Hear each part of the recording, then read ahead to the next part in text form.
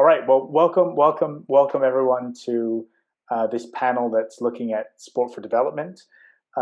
Really excited to have this conversation today. We're going to introduce everyone and then run through some high level on what sport for development is, and then jump into really the zeitgeist of sport for development today and some of the issues that are happening. So I'm really pleased to be joined by Paul Hunt, who's Senior Project Manager at the International Platform on Sport for Development, otherwise known as Sport and Dev. It's an online platform that shares news, research, publications, events, commentary, basically everything you need to, you want to find on sport for development, you can find at sportanddev.org.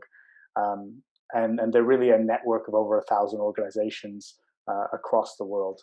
I'm also joined by Meredith Whitley, who's Associate Professor of Sport-Based Youth Development at Adelphi University. She's got a wealth of experience in the sport for development and peace space, and she's also co-editor of the Journal of Sport for Development and a member of the Leadership Council of Sport for Good in New York City. My name is Richard Loat. I'm one of the co-editors at the Journal of Sport for Development and sport for development consultant that's worked across Europe, North America, and now I find myself situated in Singapore. So you've got a very international panel from Paul in Switzerland, Meredith in New York, myself in Singapore. And without really any further ado, we'll jump into it. And Paul's going to just run through what sport for development is to kickstart this conversation. Yeah, thanks a lot for that introduction, Richard. So as you say, I'll begin with a quick definition of sport for development and run through a couple of prominent examples of organisations working in this space. The first thing to point out really is that there's not a definitive or universally agreed definition of sport for development. But the way I would define it is the intentional use of sport or physical activity for social, and economic or environmental development. One thing to point out here is that there's a bit of debate around the definitions, especially around the word intentional, which you'll notice I used there. So I said the intentional use of sport or physical activity. Some organisations argue that development objectives don't need to be at the forefront. If we do the sport well, then it will inherently benefit individuals and communities because of the impact on mental and physical health, as well as soft skills such as teamwork and communication, which come from playing sport and physical activity. I don't necessarily agree with that point of view. I tend to think that there needs to be a program design that does focus on development objectives, but it's a legitimate point of discussion and debate. What Sport and Dev does tend to emphasise, though, is just that although sport has the potential to contribute to a wide range of development objectives, including the Sustainable Development Goals, it isn't always positive. So we do need to plan sport activities in a way that I'll ensure that they're well planned and have safeguards to ensure a positive experience and the minimisation of risks. Also worth noting is that there are a range of different terms which are used, including sport for social change and sport for development and peace. These have slightly different emphases, but they are often used interchangeably. To now look at a couple of quick examples of organisations working on sport for development. The first one I will mention is Skateistan, which is quite a high-profile and award-winning organisation in this space. They are registered in Germany and they were founded in 2008. The aim is to empower children through skateboarding and education, and they work in 3 countries currently, which are Afghanistan, Cambodia, and South Africa. Alongside skateboarding, they do creative art-based education and they focus on leadership skills. The focus of their programs is particularly vulnerable groups, such as people who are excluded from educational opportunities, girls, children with disabilities, and those from low-income backgrounds. They're particularly well known for their work in Afghanistan, which is the country where they first worked. As I guess you agree, the idea of running skateboarding sessions with girls in a country that is known to be quite conservative is quite appealing and eye-catching. Skateboarding proved to be a useful tool for the organisation in that context due to the sport not having a history in the country, so it wasn't attached to any cultural or gender stereotypes, and that's one of the reasons why it's been successful. The second example I will highlight is grassroots soccer, which is an adolescent health organisation that uses soccer to educate, inspire and mobilise youth in developing countries to overcome health challenges and live healthier, more productive lives. This organisation was founded in 2002, and since then it's run programmes across South Africa and in neighbouring countries such as Zimbabwe and Zambia. The organisation uses football sessions and activity-based social learning to normalise concepts around sexual and reproductive health and rights, which are traditionally stigmatised in that part of the world. So they have a big focus on aiming to reduce the transmission of HIV and AIDS. They do also work on a range of other topics, including malaria, gender equality, and youth development. Cheers for that, Paul. Yeah, it's fantastic to see those examples, you know. And I think back to the Skatistan story about how you know, their founder finds out in Afghanistan that sport is illegal for girls to participate in, right? And then looks at this official list of sports and finds skateboarding's not on it. And you know, that's a real opportunity to then use sport as a hook to address various different kind of social issues they're trying to improve, you know, develop the community around. But obviously 2020 has been a wild year for a number of reasons. And it really hasn't, no one's really escaped 2020, if you will. Same goes for the sport for development space. And I suppose it would be remiss not to start by talking about that. So Meredith, can you talk to us about how has sport for development been affected by the pandemic? Yeah, totally. I think we can all say that no one's going to escape the effects of the pandemic in many different ways. And so if we think about, you know, how sport for development has been affected, I mean, first you see a number of different impacts at the programmatic level, right? I mean, you're certainly seeing some reduced impact in terms of physical activity and play and sport participation and recreation. And this includes fewer in-person sessions, particularly those that don't involve maybe outdoor physical activity or sport during that session. Some programs are certainly figuring it out, and later on, I think Paul's going to speak to how programs are being resilient, but we're certainly seeing fewer of those in-person sessions. We're also noticing for a number of sport for development programs and organizations, it's just a lot of challenges staying in touch with all of the participants, right? Thinking about the technology issues, whether it's, you know, Zoom or video fatigue, different familial obligations that may now have changed quite a bit because of the pandemic or lockdowns or different things like that. And just other quarantine and lockdown measures that may have impacted participants, whether it's kids or adult participants. So we're certainly seeing sport for development being affected in that way. And then finally, on the programmatic side, physical space concerns and challenges, right? So seeing different programs try to figure out if and how to get permission to hold sessions, whether they're indoors or outdoors. You're seeing organizations choose to move or even eliminating their physical locations, which is certainly a big change that we're seeing from a number of different organizations. If we look at the funding and staffing changes that we're seeing due to the pandemic, you know, first just looking at challenges with getting funding right now, getting funding into the future. You know, a lot of programs and organizations are struggling with that. And there's also a worry about this, how the funding priorities may shift long term. I know that organizations, you know, certainly saw funding prospects and priority shifts happen after what happened in 2008 with the recession. And so there's just some concerns about what may happen in terms of those funding priorities and options into the future and what those ripple effects could be. There's also just been challenges related to maintaining pre-COVID levels of staffing, of programming, and so on, right? And so I think that we're seeing, unfortunately, many sport for development professionals either lose their jobs or be furloughed. And this is really at a time when the participants need them the most. And so it's just this really challenging moment or period of time where you're seeing those who are really needed most aren't able to stay in those positions and do all the good work that they've been doing.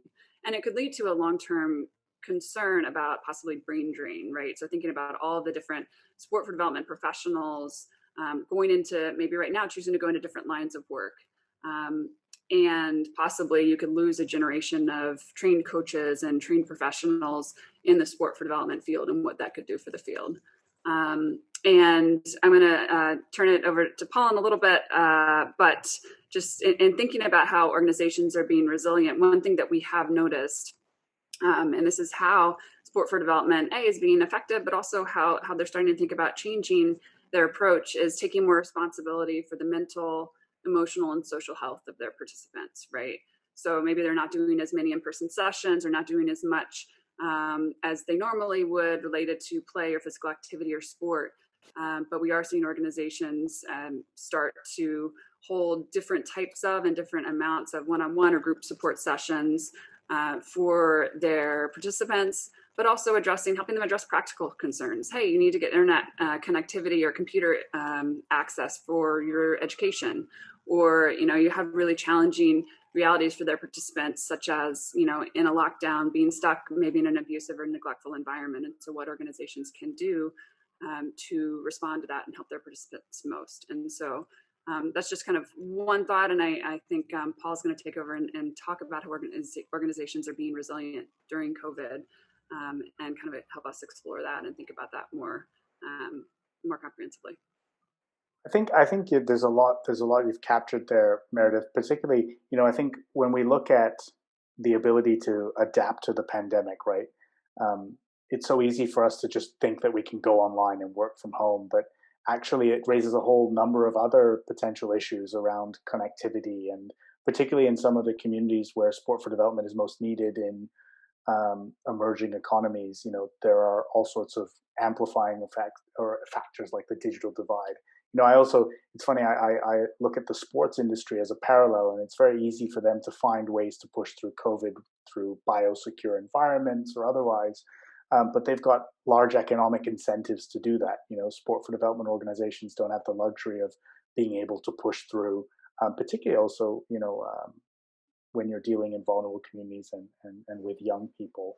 But Paul, I know Sport and Dev did a great, article series around what is happening in sport for development during the coronavirus pandemic. So what have you seen in terms of how organizations are increasing their resilience or potentially digitizing? Yeah, that's right. So as you say, we launched a section on Sport and Dev where we've collected a number of different articles from organizations around the world on this topic. And as Meredith has very well outlined, it has been difficult for sport for development organizations during this time. It's not easy to run sports programs, sports activities during times of social distancing and even people being forced to stay in their homes most of the time. But organizations in this sector are very creative, and they have shown a lot of resilience and looked at different ways to adapt to what is in most parts of the world very difficult circumstances. Much of that has been through digital means. So we've seen a lot of examples of organizations, for example, who have moved their educational classes online through platforms such as WhatsApp. Many of these organizations have created instructional videos, or perhaps they do live sessions which enable participants to remain physically active in the home. There's also been some more kind of global examples where the Commonwealth, for example, contracted 5 organizations to create online resources, and this was specifically on this topic, adjusting and adapting to COVID-19, to social distancing, to lockdowns, and 5 different organizations produced resources on that topic under the Commonwealth scheme. We've also seen, one thing to note is that different countries in the world aren't necessarily at the same stage at the same time. So we've had lockdowns at different times in different countries, and as some countries have started to ease restrictions and meeting in person has become possible, we've seen examples of organizations who have actually changed the sport that they're using. So it may be the case that it's possible to meet again, but social distancing is still a requirement. So in that case, we've seen organizations who, rather than using football as an example, have started to use non-contact sports. or it could be the case that previously they were practicing sports in halls, in indoor spaces, and now they're doing it outside.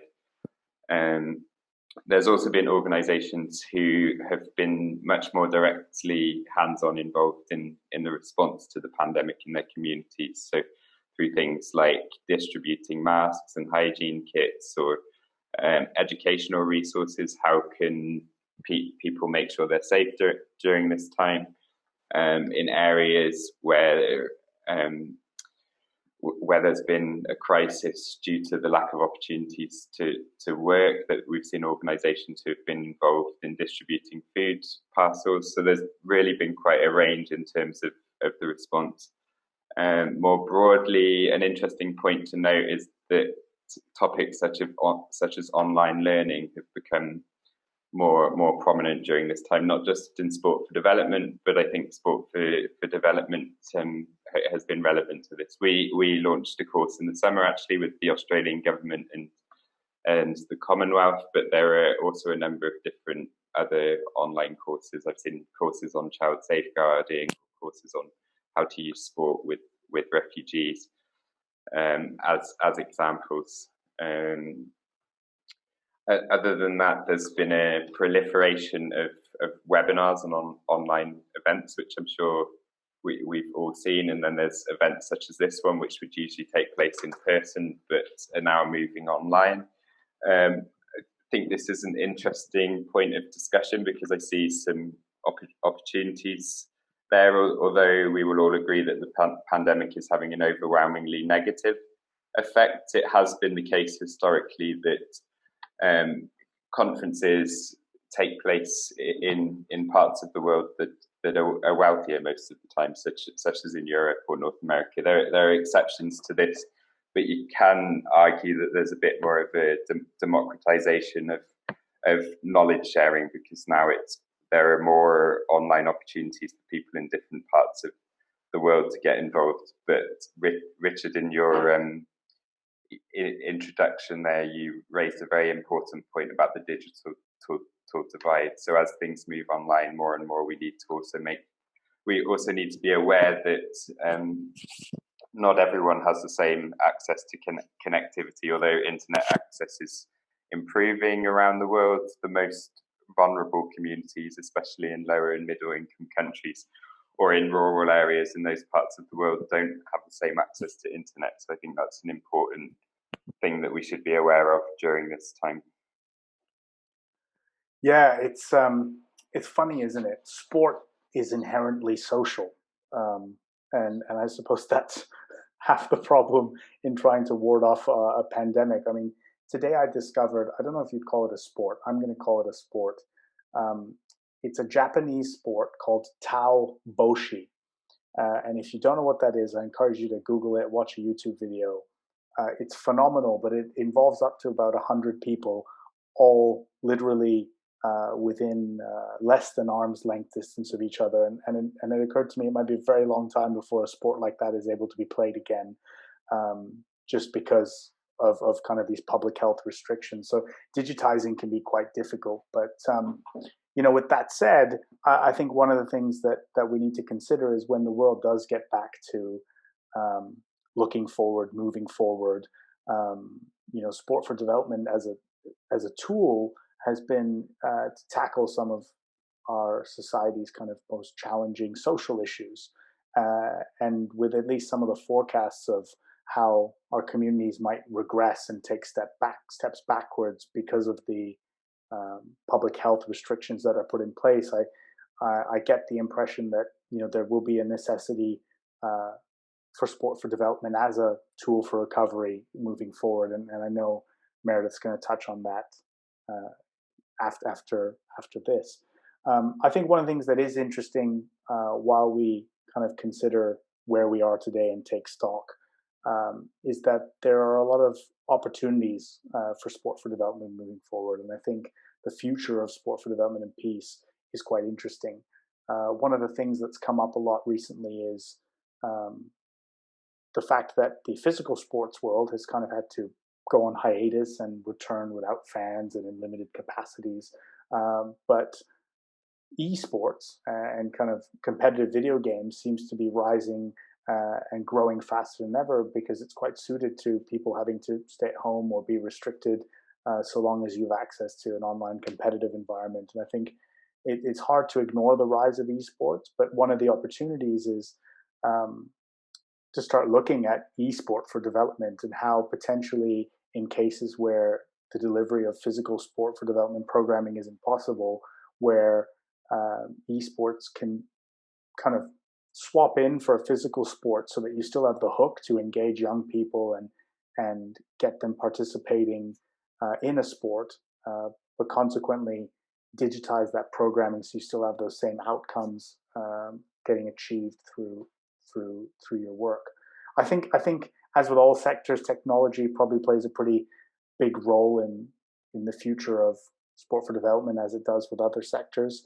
You know, I've been hearing conversations with organizations that are potentially looking at applying machine learning and looking at big data sets over, you know, their historical beneficiary data set, if you want to call it that, and starting to look for trends that could improve and kind of optimize how they deliver, or, you know, which individuals they perhaps spend a bit more time with in order to increase retention rates. You know, I think the intersection of sport for development and digital skills is a particularly interesting space, as you know, we see organizations that might typically have looked at sport for development and employment look at how kind of the future of employment is changing and opportunities for young people and the skills they need might be changing. You know, it reminds me of an organization in London called Football Beyond Borders, who I thought had have quite a innovative program in as much as they use football to train young people on filmography and videography skills so that they can then move into kind of related sectors, whether it's broadcast or into creative agencies or creative sports agencies, etc. And they're one of the kind of fresher takes on sport for employment, if you will. So I think this idea of STEM programming, digital skills, and sport and education is certainly I think it's going to be one of the bigger spaces for evolution, if you will, within the sport for development and peace sector.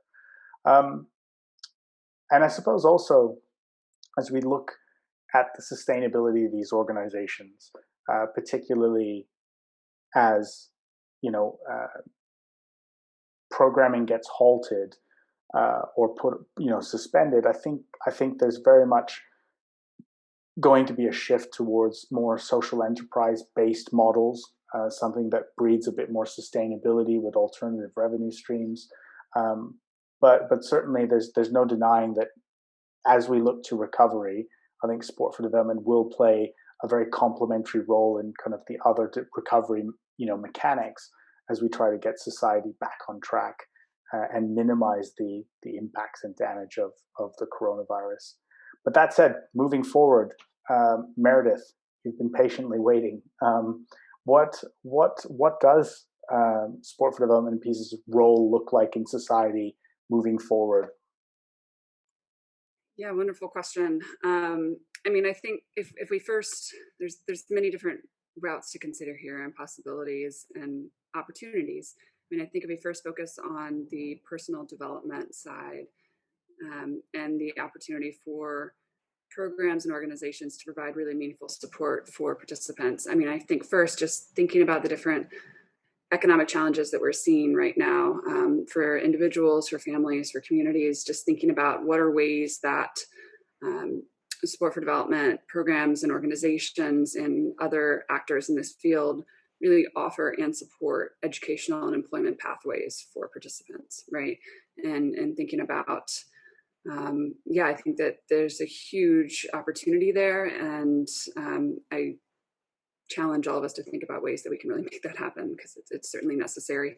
I mean, I think secondly is considering how can we best support participants' mental, emotional, and social health, right? I mean, we think about all the different things that have happened in 2020, whether it's related to COVID and the economic challenges from COVID. We're thinking about the social justice issues that have come to the forefront with Black Lives Matter and other social justice issues. I mean, I think that this 2020 has been a heck of a year, and there really is need for sport for development programs and organizations and all of us in this space to think about how can we best support participants' mental, emotional, and social health and help them navigate this time and do so in ways that are really positive and productive and critical, right? And helping them find their pathways and their voices and how to use those. And I think that includes a need for a greater understanding and prioritization of creating trauma-informed sport and physical activity experiences for young people. And looking at the schedule, I think later today, Megan Bartlett is going to be speaking, I think, in the hour after ours. And, you know, she talks a lot about trauma-informed coaching and program design. And so if you want to learn more about that, I would certainly tune in to the panel that she's going to be on in a little bit. I think also thinking about, you know, instead of tailoring programs to kind of take this banking approach to education, right? Where adults or individuals who have knowledge deposit that knowledge or skills into participants. I mean, I think there's really a need for all of us to consider how can we take a different approach in our coaching and our teaching and the curriculum and programs that we're designing so that coaches and mentors and others serve more so as problem posers and dialogue leaders, right? Thinking about how can we have more critical, honest, and open discussions with participants about what's happening in the world today, about Black Lives Matter, about different social justice issues, instead of informing them on what to think, engaging with critical discussions with them about how they're thinking, how you're thinking, and having really open and honest conversations about that, and then ways to act on what you're learning in those conversations. So I think there's really an opportunity there as well for all of us to think about how we are engaging in conversations about these topics and how we can do more. I think to connect to an earlier topic, Richard, I think you mentioned just this idea of connectivity. I think that's something else that we think about, you know, what is sport for development's role in society moving forward as we think about 2021, which cannot get here soon enough. You know, I think there's an opportunity for programs, for organizations to really serve in this wonderful role of building connections within the community, within schools, within families, through sport, right? And, you know, I think that we all know and believe in the potential power of sport to build connections. But again, we come back to that point, that word that Paul mentioned earlier, right, about intentionality. And so what are ways that we can do so really intentionally and build really meaningful connections in our communities? And I think that's needed. And that's something that I think sport broadly and sport for development programs specifically can really do and are set up to do quite well. I think there's an opportunity to talk about a third theme here of community development, right? So how can we all ourselves and through our programs and different organizations be better citizens and help our communities recover, help them progress, thinking about also, you know, what are different ways that whether it's the participants, whether it's our organizations themselves, can take part in or help lead different social justice initiatives and be part of critical dialogue at the community level. I think those are opportunities for sport for development really to step into a leadership role and drive some of this conversation.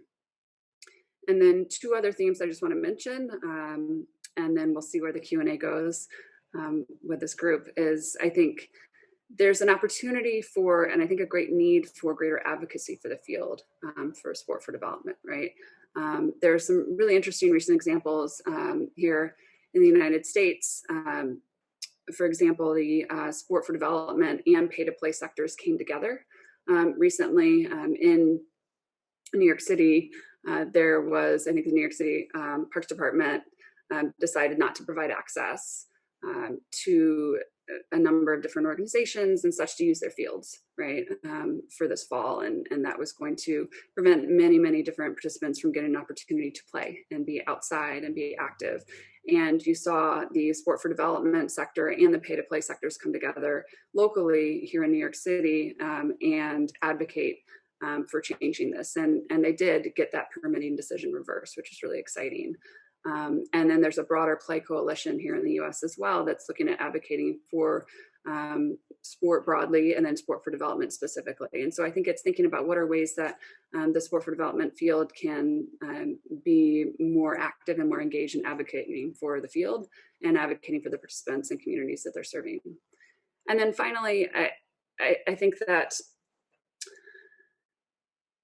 we all need to consider ways that sport for development organizations are still, in general, infused with top-down approaches, and those tend to be those top-down approaches tend to be not locally driven, and questions of whether they're culturally aware, contextually relevant. And so I think that can make it, when you have programming that really takes on a top-down approach, they can make it really hard to design and lead programming that can address the social justice issues that we're becoming more and more aware of and that we need to act on moving forward. And I think there's many different pathways to that. I'm going to just throw out some ideas here, and we're excited to see where the conversation goes today.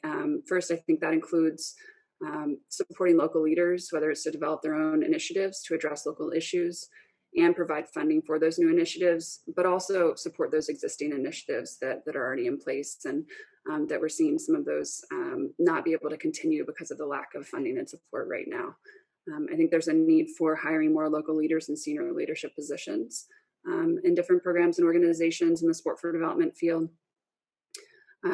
Third, ensuring some or all of those who are designing curricula, designing programs, and even those who are implementing these programs have experienced the systemic and structural inequities that are endemic to local communities, right? So thinking about whether they've experienced the failing school systems or community violence or institutional systemic and structural racism that their participants are experiencing each and every day. And I think similarly, ensuring those who are managing these programs and organizations have trust and have networks built within the community that can lead to really meaningful local partnerships and collaborations that can hopefully do more in affecting change right now and into the future. So those are just some of the ideas that we have that we wanted to share today, but we're also really excited to see where this conversation goes, other ideas that you may have or questions you may have about some of these topics. Great stuff, Meredith, Paul. Thank you both for giving us a lot to digest. I'm really excited. I look at the panelist list, or sorry, the participants list, and we've got a really interesting mix of people, names I recognize from people at professional sports teams, foundations, to community sports associations, people across disability sports and otherwise. So if anyone's got any questions, please do drop them in the chat while I just kind of wrap up and synthesize here. And otherwise, very happy to kind of just jump into a Q&A session if people want to raise their hand or just unmute and jump in. But a lot of stuff to think about and digest. I wanted to pick up on a couple things. Meredith, you touched on this idea of greater advocacy for the field, and I think that to some extent also extends to just stakeholders being willing to contribute to thought leadership more broadly. I know at the Journal of Sport for Development, there's a section to specifically try and bring to the platform voices that are kind of exploring the unexplored, right? And I suppose that dovetails nicely with this idea that, when we look at sport for development and peace, you tend to see a lot of the same themes being addressed, whether it's social cohesion or gender or education or employment. And there's nothing wrong with that, but the reality is there's no reason that sport can't be used to address a number of the other sustainable development goals. And it's been very interesting to see, there's a couple programs. There's one in Brazil called Projeto Grael, which is using sailing to try and drive education around climate change and and environmentalism. There's a program in Botswana, let me get this right, the Botswana Predator Conservation Trust, who've actually developed a environment and football curriculum, which is really looking at conservation and preservation in those communities. And I suppose the interesting thing is there's nothing stopping us from thinking about how sport can address issues down the road instead of simply replicating some of the successful things that have taken place, already. One of the things I think about when I think of the youth and the challenges that they may face tomorrow is,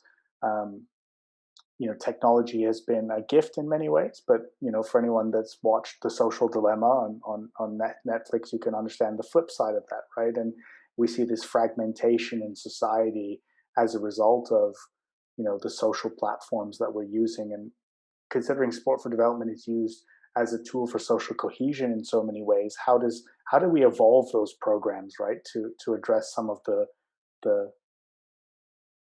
issues we might face tomorrow instead of just facing issues today? With that said, I'm going to stop and see if anyone has any questions that they want to jump in and ask us.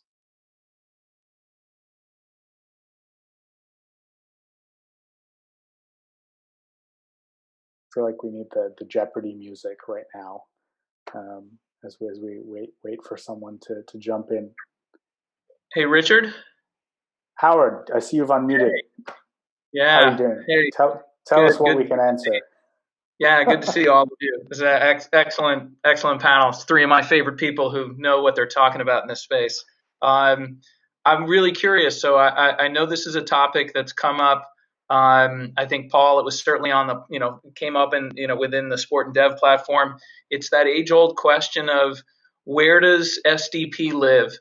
Like, are we part of the sports community? Are we part of the NGO and the development community? We have a foot in both worlds. I think that's always been something that it seems like the practitioners in this space have wrestled with is like, where's our identity? Where do we sit? Where do we live? And just would love, kind of your takes, because I know you've all kind of heard this and been a part of these discussions over the years. And I would love to know kind of where your take is on where we're at with that question.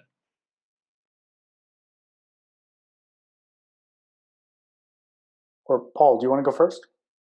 Yeah, sure. Yeah, thanks, Howard, for the question. It's a great question. Good to talk to you as well. It's one that I think which I think about quite often.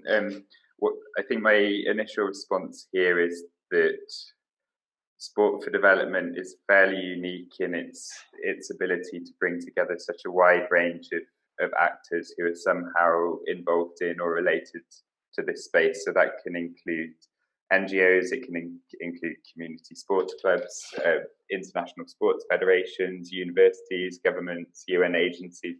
There are a few spaces where such a wide range of actors who come from quite different worlds collaborate in such a way. And from the sport and dev point of view, we do take quite an inclusive approach to that question, I guess, in the sense that we do see all of them as relevant. And so projects which may not necessarily, from a traditional point of view, be seen as international development projects are very much relevant to our space from our point of view. So examples of that might be more on the sports federation level, where you have advocacy campaigns around health or around climate change or whatever. And I think this diversity of different organizations and topics is something which we should embrace and celebrate, but it also does have some disadvantages. A couple of years ago on the Sport and Dev platform, I wrote an article which, as far as I remember, I called it a little bit provocatively something like, does sport and development have a branding crisis, which was about the fact that this can also lead to a certain amount of unclarity, and from sort of a communications point of view, to put it a little bit crassly, it can lead to a lack of clarity on what the objectives are and where we're going, and so I do think it creates some challenges as well, but it's definitely an interesting topic. I suppose the last point I'll make on that is that as well as looking at the different actors within this space who are using sport, we should perhaps partner more with organizations who are working on our topic but are not necessarily using sport. So if we're an organization that focuses on gender or on education, or there are a lot of different opportunities to partner with specialists across the board. Meredith? Yeah, I'll pipe in here and add a few things. Really wonderful question, Howard, and I think Paul give wonderful response. I think that, we see that on the academic side as well, right? Where you see, researchers and scholars exploring and studying sport for development from a single discipline, right? Whether it be sport management, sports sociology, youth studies, and I mean, I can list 25 different disciplines, right? And I think that whether it's on the academic side or the practitioner side, I think ultimately the field, for me, that its greatest strength is, I think it's just this intersectionality, how it crosses over into different disciplines, how it crosses over into different fields. And I think the challenge is how can we best use that and take advantage of that, and just thinking about, what are ways that we can take more of a holistic approach, right? And bringing in different folks, like Paul was talking about, from different areas, and learning from them, learning what works best, and finding ways to take more of a team or systems approach to thinking about the field of sport for development. And so I think it's a strength. I think sometimes it comes down to making sure that how we're communicating or talking about the field, as Paul cited, is clear. I think that can be a little bit hazy, and so we need to clarify that message. But I think it's its greatest strength, and we just have to get a little bit better at embracing that and thinking about creating bigger teams and learning and working with one another. I'm really glad Meredith and Paul gave the elegant answers, because I'm going to give the less elegant answer. And perhaps it's even a crude answer, but I think you'll see where I'm going with this. I think when I think of your question, Howard, the question I ask is, how can the sector grow? How can we ultimately reach more people and affect more people? And fundamentally, one of the things that I've seen in the sector that I think is a challenge is there have not been sufficient new large donors into the space to really help the sector grow at the speed that you see other aspects of the development community grow. And so I think, to me, the answer to your question is it depends, and it depends on kind of where you're located. And if there's an opportunity for a sport for development organization to partner and couch itself more solidly within the sports industry, I think that makes sense in terms of attracting new funding to expand programs. But similarly, if an NGO is in a position where the development stakeholders are actually the larger players, there's an opportunity to take advantage of that. And I'll give you an example. I know at one point, Tackle Africa were doing great. They do great work around the prevention of HIV and AIDS and education around the issue through football.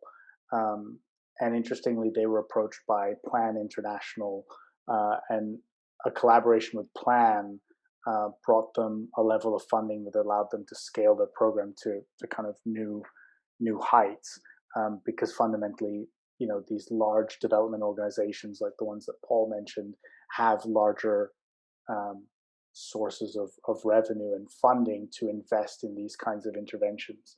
And interestingly, what one of their staff told me when we were talking was, they said they were wrestling with this concept that, if sport for development organizations, if you think of sport for development as an innovation within development, there's this whole concept of, could sport for development organizations be the innovation arm of a broader development organization? So you have access to the same sorts of resources and funds, but at a level that allows you to really reach more people. So again, it's the less elegant answer, but I think if we look at it from how do we maximize funding into the sector in order to reach more people, I think depending on the stakeholders in the ecosystem where an organization exists, there's value to aligning one way or another. So, does anyone have any other questions? Since we've got another 10 minutes.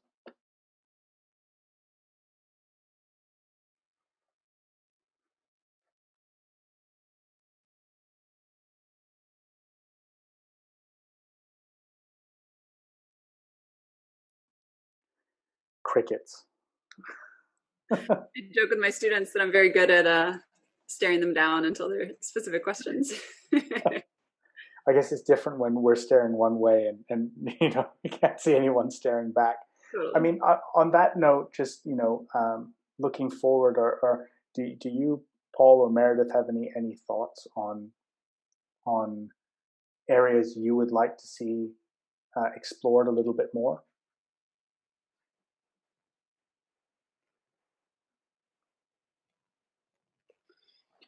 Yeah, I mean, from my side, I think Meredith, in the comments that she made earlier, a lot of the comments around social justice and inequities which exist in the sector really speak to me. You know, as a sector, I think we are making progress, but we are still very much north driven. For example, decisions made about sport for development are typically made in Europe and North America, to a certain extent in Australia and New Zealand as well, and really trying to look at ways to redress these global power imbalances, I think should be a priority over the next few years. And perhaps the pandemic provides some opportunities to look at ways to reshape going forwards and see if we can make some improvements in that respect. Yeah, I definitely agree. I think the pandemic, at least for those who have the capacity, and you know, that's another inequity question. But I think for those who do have the capacity, it's a wonderful opportunity to reset, right? And how do we take a step back and reevaluate the sport for development field as we know it, and what are changes that we have to make given these current challenges, as well as changes that we need to make, and opportunities that we need to take advantage of, so that we can continue to use sport as an opportunity to affect the change we want to see in the world, right? And to engage the participants in that process, and so they can drive that change themselves. So I think there's a huge opportunity there. I mean, I think also, Richard, you were speaking earlier about interest in growing the sector. And I think it's both, you know, reaching more participants, more individuals, more communities, but I think it's also how do we deepen that impact?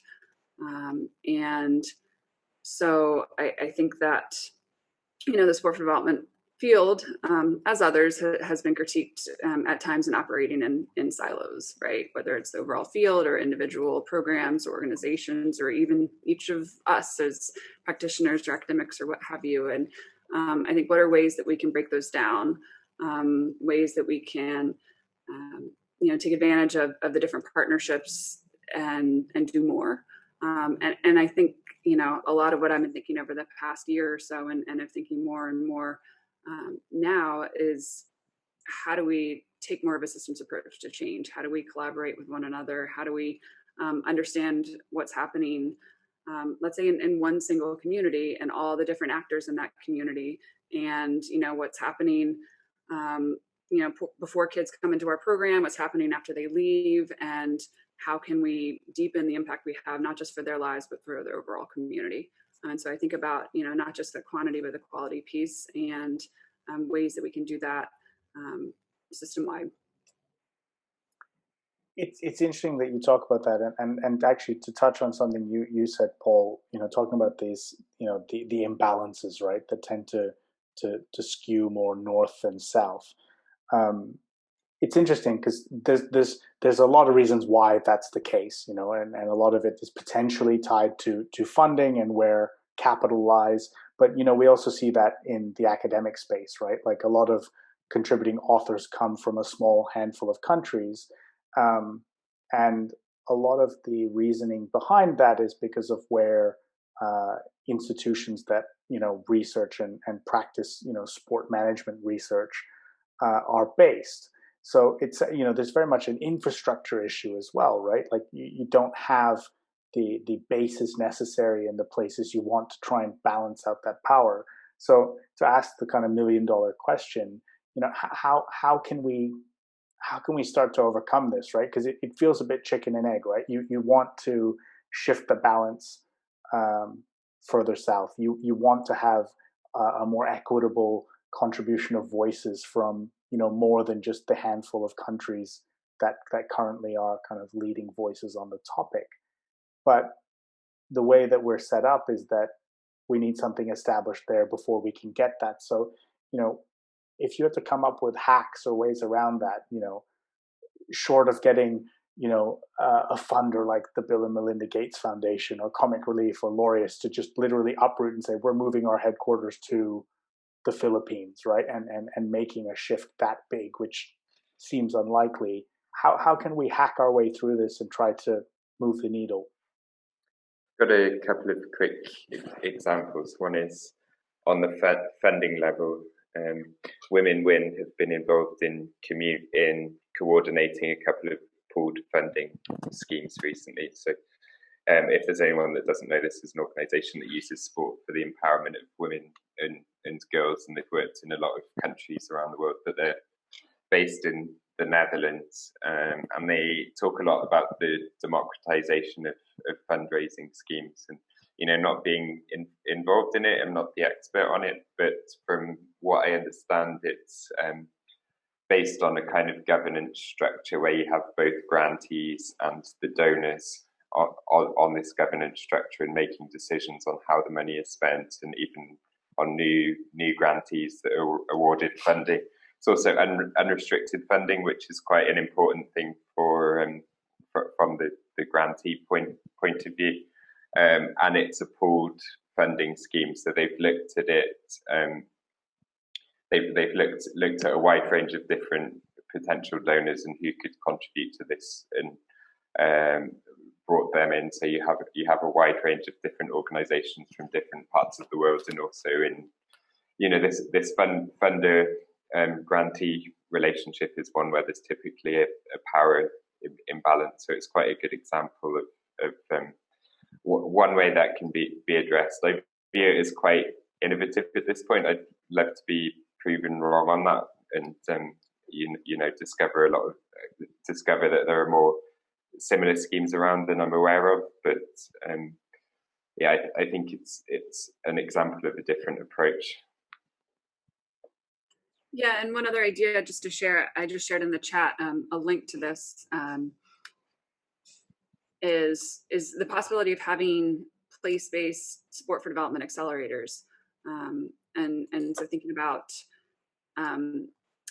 in specific communities, what are ways that accelerators could support emerging local leaders in growing their capacity, their networks, and their organizations. And so I think that could be one interesting way to take a place-based approach and really support local leaders. And this link provides a link to the full article, so hopefully there's no challenges with the paywalls or anything like that. That's great.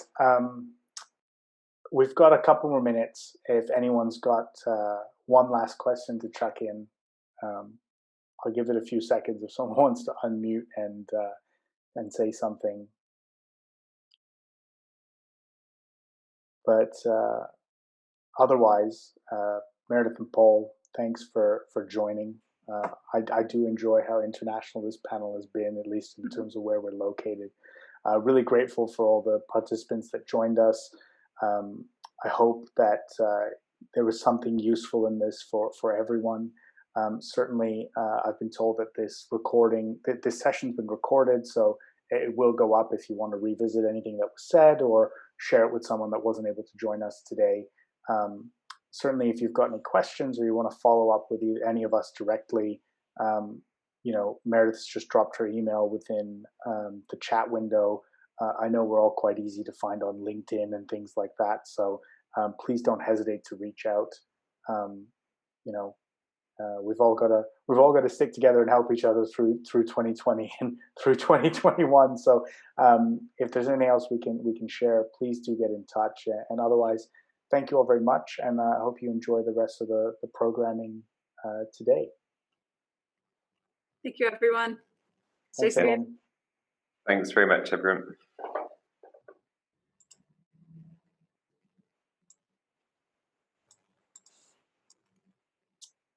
And on that note, I will bid you all good evening.